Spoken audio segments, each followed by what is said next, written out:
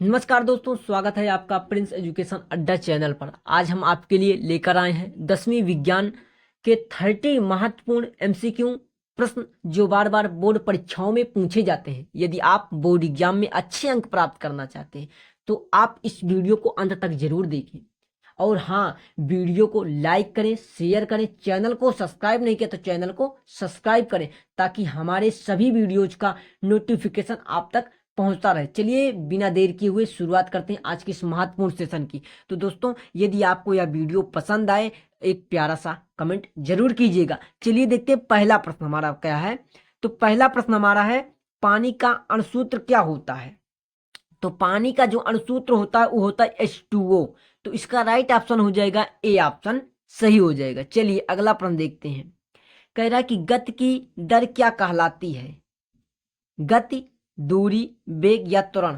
तो दोस्तों इसका राइट ऑप्शन हो जाएगा सी ऑप्शन, वेग। गति की जो दर होती है वो वेग कहलाती है। ठीक। अगला प्रश्न कह रहा है, गैसों का दाब और आयतन के बीच का संबंध किस नियम द्वारा व्यक्त किया गया है? तो ए ऑप्शन है चार्ल्स का नियम, बी ऑप्शन है वायल का नियम, सी ऑप्शन है गैस का आदर्श सिद्धांत, डी ऑप्शन है न्यूटन का गति का पहला नियम। तो देखिए दोस्तों, इसका राइट ऑप्शन हो जाएगा बी ऑप्शन, वायल का नियम। जो वायल का नियम वो कहता है कि गैसों और दाबों के बीच संबंध बनाया गया है, ये नियम वायल का नियम होता है। ठीक। चलिए अगला प्रश्न है, फोर्थ नंबर है, विकिरण रिडक्शन क्या होता है या किससे होता है? ठीक। तो इसका राइट ऑप्शन हो जाएगा तापीय ऊर्जा, तापीय ऊर्जा। ए ऑप्शन सही हो जाएगा। चलिए अगला प्रश्न देखते हैं। देखिए, न्यूटन का तीसरा गति नियम किससे संबंधित है? पहला ऑप्शन है कार्य और ऊर्जा से, दूसरा है प्रतिक्रिया और क्रिया से, तीसरा है गति और दिशा से, चौथा है बल और गति से। दोस्तों इसका राइट ऑप्शन हो जाएगा बी ऑप्शन, प्रतिक्रिया और क्रिया से। ठीक। चलिए अगला प्रश्न देखते हैं। अगला प्रश्न कह रहा है, किसमें परमाणु के इलेक्ट्रॉन होते हैं? नाभिक में, कक्ष में, प्रोटॉन में या न्यूट्रॉन में? दोस्तों इसका राइट ऑप्शन हो जाएगा बी ऑप्शन, कक्ष में। परमाणु के इलेक्ट्रॉन कक्ष में होते हैं। ठीक। चलिए अगला प्रश्न देखते हैं। अगला प्रश्न, सातवां प्रश्न हमारा है, कह रहा है कि जब एक लाइट बल्ब को जलाया जाता है तो किस प्रकार की ऊर्जा उत्पन्न होती है? रासायनिक ऊर्जा, विद्युत ऊर्जा या यांत्रिक ऊर्जा या गर्मी ऊर्जा? तो दोस्तों इसका राइट ऑप्शन हो जाएगा बी ऑप्शन, विद्युत ऊर्जा। जब एक लाइट को जलाया जाता है तो क्या उत्पन्न ऊर्जा करती है? वो विद्युत ऊर्जा उत्पन्न करती है। ठीक। चलिए अगला प्रश्न देखते हैं। गैसों का विस्तार किस कारण होता है? गैसों का विस्तार किस कारण होता है? उच्च दाब से या उच्च ताप से या कम दाब से या फिर है कम तापमान से? तो दोस्तों इसका राइट ऑप्शन हो जाएगा उच्च तापमान से। किससे होता है? उच्च तापमान से। इसका राइट ऑप्शन बी हो जाएगा। ठीक। चलिए अगला प्रश्न देखते हैं, हमारा क्या है, किस तत्व की परमाणु संख्या एक होती है? वह कौन सा तत्व होता है जिसकी परमाणु संख्या एक होती है? हीलियम, हाइड्रोजन, लिथियम या कार्बन? दोस्तों इसका राइट ऑप्शन हो जाएगा बी ऑप्शन, हाइड्रोजन। ठीक। अगला प्रश्न देखते हैं, किस धातु के गुणधर्म क्या होते हैं? किसी धातु के गुणधर्म क्या होते हैं? उच्च तापीय चालकता और विद्युत चालकता या कम तापीय चालकता या उच्च दाब सहनशीलता या इनमें से कोई नहीं? दोस्तों इसका राइट ऑप्शन हो जाएगा ए ऑप्शन, उच्च तापीय चालकता और विद्युत चालकता। चलिए अगला प्रश्न देखते हैं। अगला प्रश्न है, आधुनिक आवर्त सारणी में कितने समूह हैं? नंबर 1 12, 2 18, सी 7, डी 9। तो इसका राइट ऑप्शन हो जाएगा बी ऑप्शन, 18। आधुनिक आवर्त सारणी में टोटल 18 समूह होते हैं। ठीक। चलिए अगला प्रश्न कह रहा है हमारा, किस गैस का उपयोग पौधों के द्वारा श्वसन में किया जाता है? वह कौन सी गैस होती है जिसे पौधे श्वसन में उपयोग करते हैं? ऑक्सीजन, नाइट्रोजन या कार्बन डाइऑक्साइड? तो इसका राइट ऑप्शन हो जाएगा कार्बन डाइऑक्साइड, सी ऑप्शन। चलिए अगला प्रश्न देखते हैं। अगला प्रश्न हमारा क्या कह रहा है, मानव शरीर में कितनी हड्डियां होती हैं? मनुष्य के शरीर में कुल कितनी हड्डियां होती हैं? 206, 205, 212 या 215? इसका राइट ऑप्शन ए ऑप्शन, 206 हो जाएगा। ठीक। चलिए अगला प्रश्न क्या है हमारा। अगला प्रश्न कह रहा है, किस गैस का सबसे ज्यादा प्रदूषण होता है? किस गैस का सबसे ज्यादा प्रदूषण होता है? नाइट्रोजन का, कार्बन डाइऑक्साइड का या ऑक्सीजन का या अमोनिया का? तो इसका राइट ऑप्शन होगा बी ऑप्शन, कार्बन डाइऑक्साइड का। कार्बन डाइऑक्साइड गैस का प्रदूषण सबसे ज्यादा होता है। ठीक, अगला प्रश्न देखते हैं, कौन सा बल इलेक्ट्रॉनों को परमाणु से बाहर निकालता है? वह कौन सा बल होता है जो इलेक्ट्रॉनों को परमाणु से बाहर निकालता है? गुरुत्वाकर्षण बल, या विद्युत बल, या चुंबकीय बल, या आंतरिक बल? तो इसका राइट ऑप्शन हो जाएगा विद्युत बल। ऑप्शन नंबर हमारा है बी ऑप्शन। ठीक, चलिए अगला प्रश्न कह रहा है, ध्वनि की गति किसमें सबसे तेज होती है?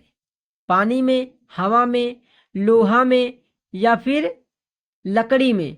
तो दोस्तों इसका राइट ऑप्शन हो जाएगा लोहा में। क्या? लोहा में ध्वनि की गति सबसे ज्यादा तेज होती है। चलिए अगला प्रश्न कह रहा है, उपग्रह किस गति से पृथ्वी का चक्कर लगाता है? उपग्रह जो होता है वो किस गति से पृथ्वी का चक्कर लगाता है? रैखिक गति से, या वक्र गति से, या रोटेशन गति से, या इनमें से कोई नहीं?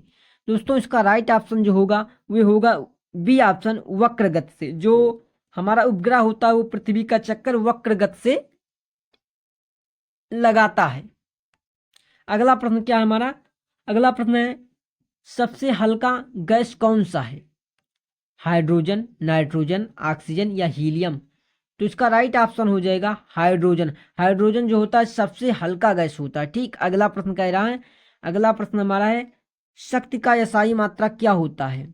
तो शक्ति का जो एसआई मात्रक होता है वो वाट होता है, तो इसलिए इसका राइट ऑप्शन बी हो जाएगा। ठीक, चलिए अगला प्रश्न देखते हैं, सांस में कौन सी गैस अधिक मात्रा में होती है? सांस में कौन सी गैस अधिक मात्रा में होती है? जब मनुष्य सांस लेते हैं, हम सब सांस लेते हैं, तो उसमें कौन सी गैस सबसे अधिक मात्रा में होती है? कार्बन डाइऑक्साइड, ऑक्सीजन, या नाइट्रोजन, या हाइड्रोजन? तो दोस्तों इसका राइट ऑप्शन हो जाएगा नाइट्रोजन। नाइट्रोजन। ठीक, चलिए अगला प्रश्न देखते हैं, पानी का उबलने का तापमान कितना होता है? 0 अंश, 50 अंश, या 100 अंश सेल्सियस, या 150 अंश सेल्सियस?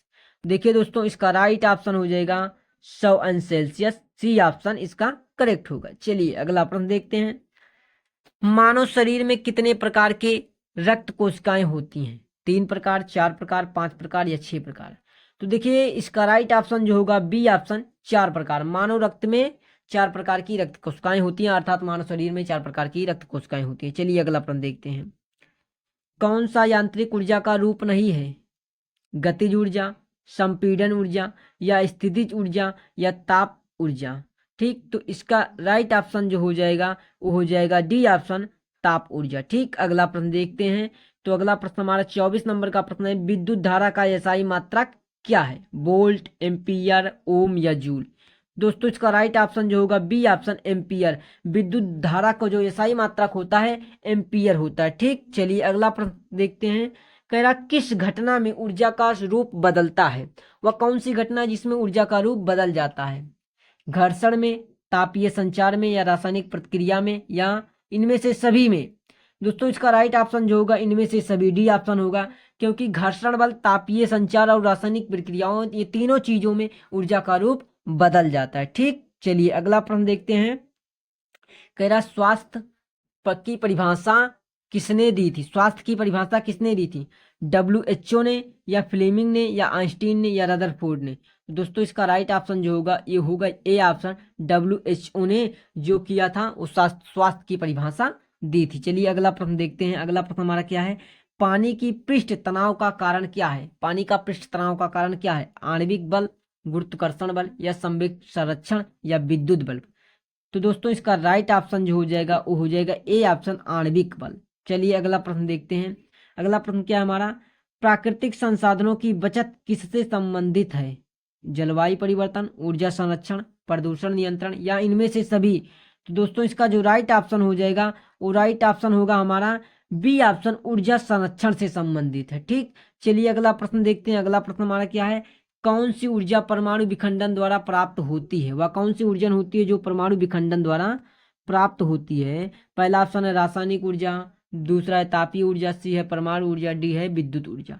दोस्तों इसका राइट ऑप्शन होगा परमाणु ऊर्जा। परमाणु ऊर्जा जो होती है परमाणु विखंडन द्वारा प्राप्त होती है। चलिए अगला प्रश्न देखते हैं, अगला प्रश्न हमारा क्या है, गैसों का अव्यक्त वॉल्यूम किस कारण होता है?